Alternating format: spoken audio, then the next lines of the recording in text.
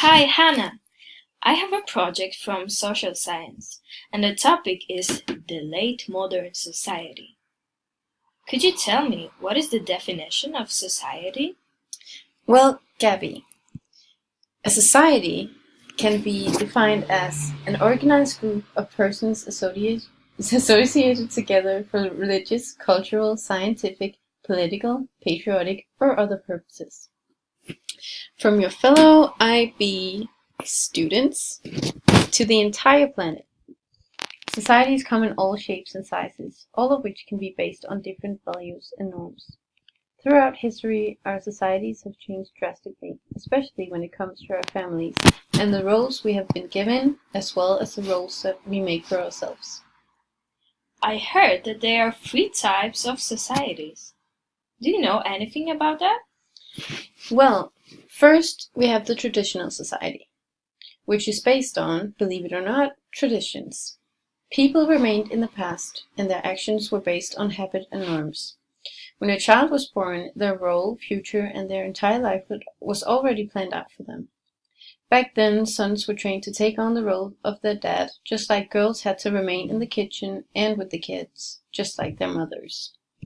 Secondly, we have the modern society, or the industrialized society, where there was a lot of growth and development of industry. But now, in the late modern society, the biggest change is that people have a lot more freedom and the ability to choose their own path in life, contrary to the traditional society where all your decisions had already been made for you. This was the result of detraditionalization, meaning that traditions and norms were no longer of as significant importance as it had been previously. In the late modern society, things changed drastically, not only for the individual's professional life, but for their personal life as well. If we just go 50 or 100 years back in time, marriage was what was expected. Respectable men and women were expected to find a spouse, preferably with both high status and income. Often your perfect match was chosen by your family and parents, and love was not necessarily an important factor back then. There are still examples of these traditional marriages today where it is all about the money, but it is much more common for people to marry because of love or because of their children. And in fact, whether or not you wish to have children has now become a choice as well, while it was pretty scandalous if you didn't have someone to carry on the family name, let's say 100 years ago. So, why is the late modern family like this? With the new technology and social media, both children and their parents have a larger network, and young people are often more interested in online communication than the kind that is happening around the dinner table.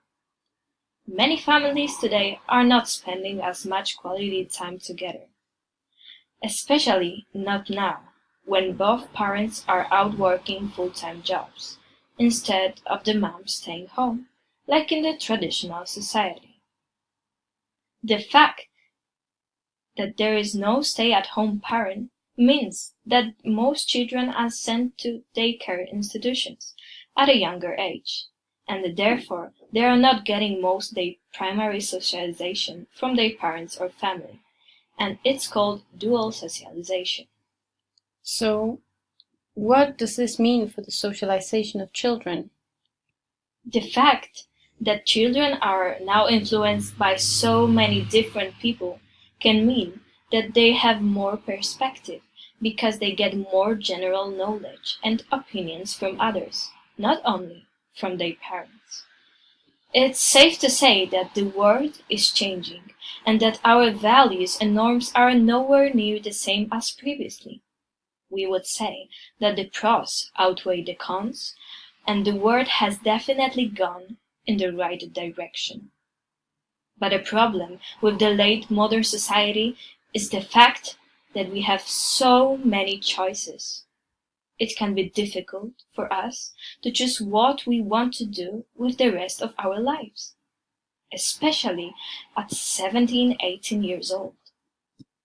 It creates doubt and the thought of, am I doing the right thing? Is constantly on our mind. In this time, There are a lot of expectation to all of us, which makes living the late modern society a big challenge. Wow, that was really some great points you had there, Gabby. But what do you think, guys? Is the late modern society the best one?